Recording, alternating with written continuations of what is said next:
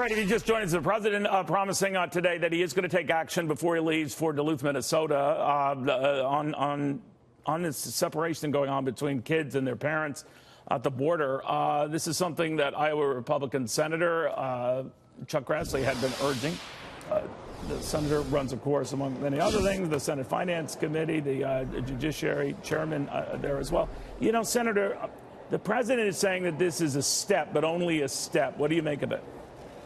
Well, from a humanitarian standpoint, and since most senators have said they don't want parents separated from their children, and I'm in that camp, it's good from a humanitarian standpoint, but from the standpoint of certainty of law, it's not enough. What we need, this needs a legislative solution, and with a Democrat bill and a Republican bill, and with everybody feeling the humanitarian crisis, we ought to get together, and I hope that we can get together and pass legislation and have some permanency that would basically overrule the Flores decision of 1997, which basically says that you can't hold children if the parents are in detention for more than 20 days. That decision is what has forced this, and we need legislation to override that. Now, you guys, that is, Republicans plan to be in session in August. Democrats have not indicated whether they'll be joining you. Is that the time you think you'll push this? No, that should be pushed right now. If the president hadn't made this decision today, within a day or two, we would have attempted to get the bill up that Senator Tillis is going to introduce today.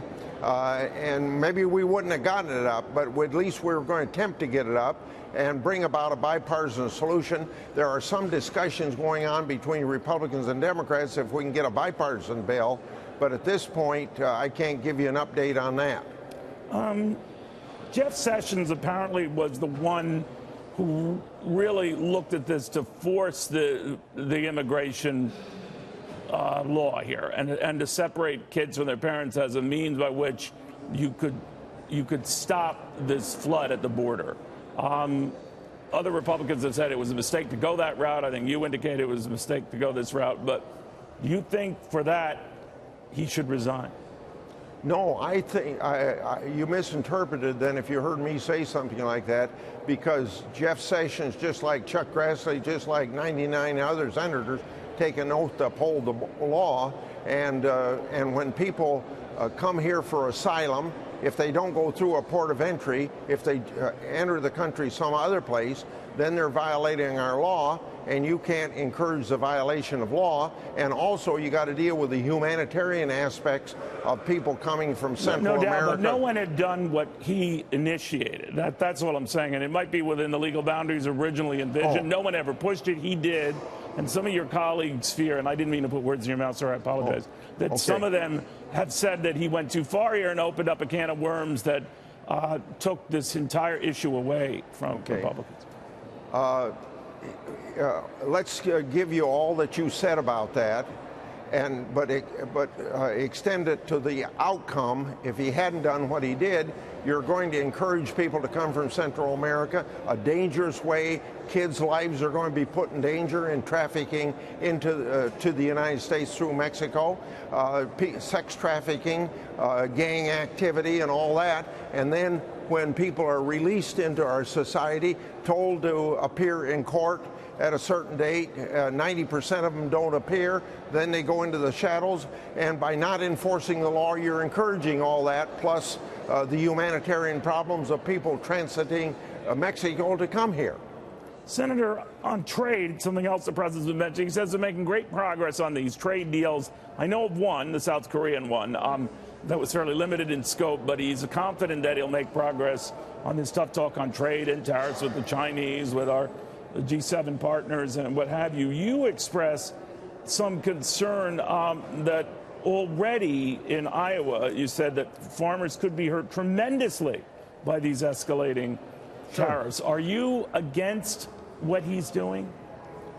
I'm very nervous about what he's doing. If the president is successful, we will be better off and agriculture will be better off.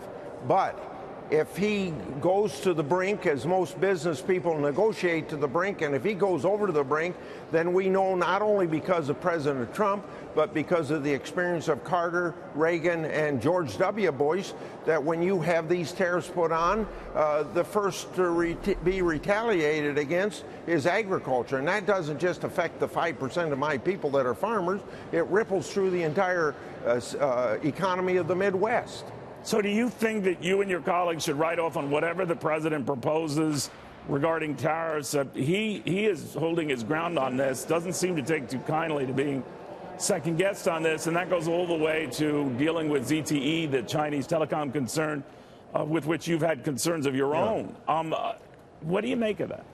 Well, don't forget there's national security concerns. Well, he's against these stepped up sanctions. He's against the move you and your colleagues are considering to go after ZTE. Well, yeah, but here's a place where it's very obvious that China is taking advantage of the United States. In a lot of other areas, it's not so clear. This is very clear. And I don't know what's going to come out between the House and Senate Conference Committee, but this is something that needs to be... He doesn't want it, Senator. As you know, he's against any punitive measures there. You are against him pushing that, right? Yes. Okay. Now, on the IG, if I could just go, you had a kind of a scathing look at the IG report that came out earlier this week on Hillary Clinton, the whole email stuff. You said that justice should be blind, law enforcement needs to ignore politics, follow the facts. The Inspector General's report ought to be step one in that direction, but consequences must follow. What did you mean by consequences must follow? Well, it seems to me that we have not only in this Justice Department and this FBI, but we've had it in prosecutors going back at least to the Stevens case, and who knows where else. There's a lot of people that have done wrong or still on the payroll, and so I take the view if people have done something wrong and they aren't fired, if heads don't roll, nothing changes, and it encourages the culture of violating the rules of employment. Speaking to the press or not speaking to the press, leaking or not leaking, and all that sort of stuff. And I think that that's the steps that need to be taken. The bottom line, though, of our 3 hours with the Inspector General leads me to the conclusion that Hillary Clinton was treated with kid gloves, whereas brass knuckles are being used against Trump now in a similar situation. So when the president says this report exonerates him, do you think it exonerates him? I don't think you can say he's exonerated. Well, first of all, let me make clear, I don't think that the Mueller hearings and investigations have shown any collusion. Right. So I agree with the president on that. But you aren't going to know until the final plug is pulled on the Mueller investigation. Senator, thank you for taking the time. It's always good seeing you. Good to see you, too. Goodbye. Senator Chuck Grassley from Washington.